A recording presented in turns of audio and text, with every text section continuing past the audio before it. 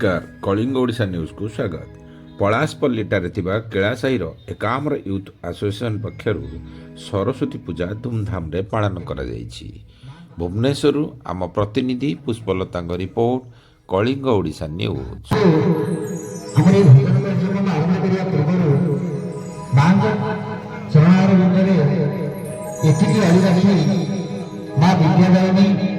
माँ सरस्वती समस्त जगत को विद्या दिंतु।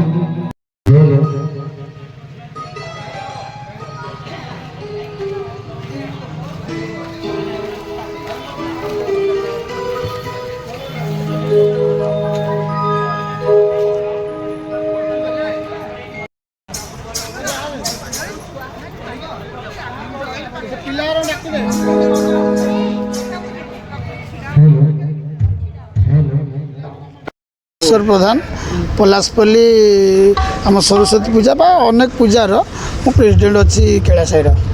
पूजा चलती कौन सब पूजा चलती तार सब पूजा ठीक ठाक चलती। पिला माने हमर सब आयोजन करी करूछंती। हमर तो एठी बहुत प्रकार पूजा हुए, जे रथ यात्रा भी हुए, रानी मांकर पणा संक्रांति हुए, गणेश पूजा हुए, जागर हुए। यही साई रे प्राय वर्ष को 6टा कि 7टा पूजा करा जाए जाकजकमरे। सरस्वती पूजा कितने वर्ष है?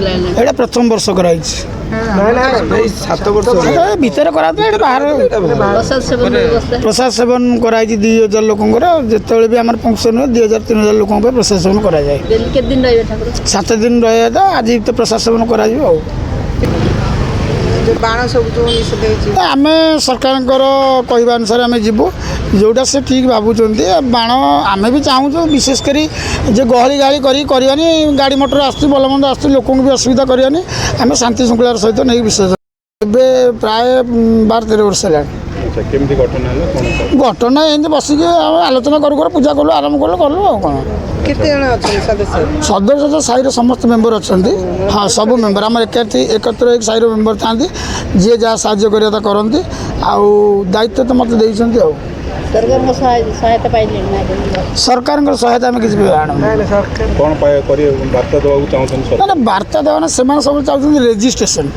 तो आमर हूँ यहाँ हूँ गवर्नमेंट लैंड। गवर्नमेंट लैंड कौन प्रकार मंदिर को से दौना रेजिस्ट्रेशन ऑर्डर दौना। ताणी मंदिर अच्छी रेजिस्ट्रेशन हो पारनी, शिव मंदिर भी भीतर अच्छी रेजिस्ट्रेशन हो पारनी। रेजिस्ट्रेशन कलापर से अनुदान देवे कहते।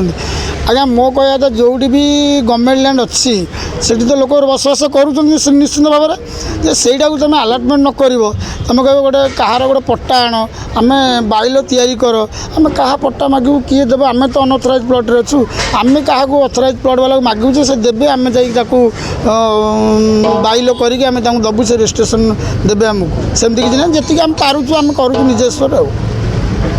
मो कहता जो अंचल गोटे अनुष्ठान गढ़ा हो सांस्कृतिक कार्यक्रम हूँ अनिवार्य। सांस्कृतिक कार्यक्रम करवाटा आम उचित। आम जेहेतु आज प्रसाद सेवन अच्छी लोक मैंने प्रसाद खाइबे आउ कि ठाकुर भजन शुणे। भोजन भजन भितर गोटे आनंद उत्साह लोकंर रहिबो। 2000 लोकंर आज्ञा आम बार्ता रखिए सबू जगार जेकोसी जगार अनुष्ठान करा भुवनेश्वर समस्ते शांति श्रृंखलार सहित करूँ।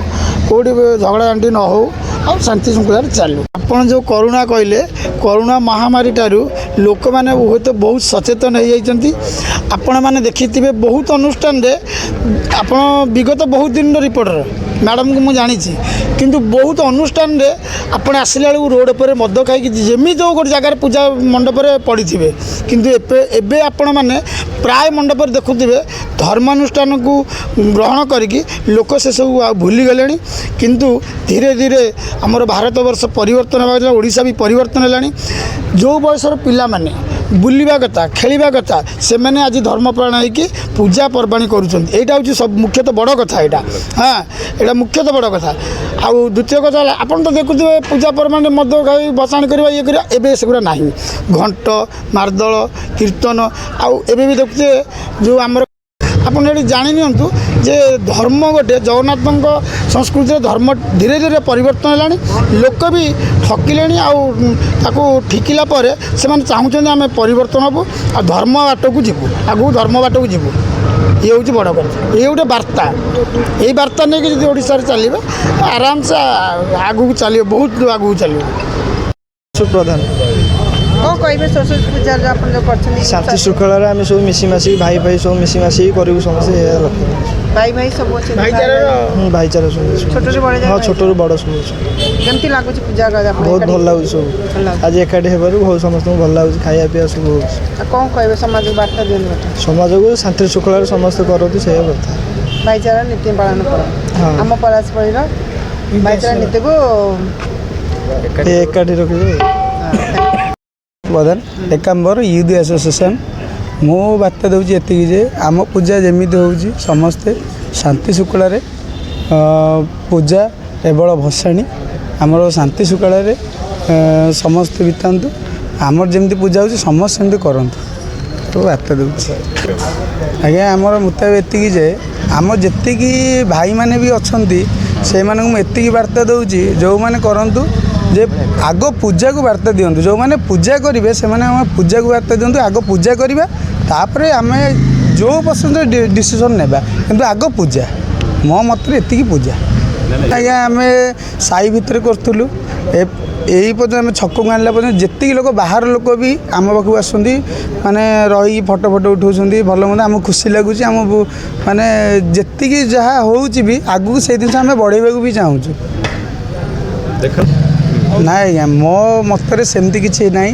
ଆମର ଯେ ଆମେ ଯେତିକି ଦେଖୁଛୁ, ଆମେ ସଦାବେଳେ କର୍ମକର୍ତ୍ତା ଯେତିକି ରହୁଛୁ 10 ଜଣ 15 ଜଣ ଆଜ୍ଞା ଯେତିକି ଜଣ ରହୁଛୁ, ଆମେ ସଦାବେଳେ ଦେଖୁଛୁ, ସଦାବେଳେ ଲୋକ ଆସନ୍ତି ଖୁସି ମତରେ ସଦାବେଳେ ରହୁଛନ୍ତି।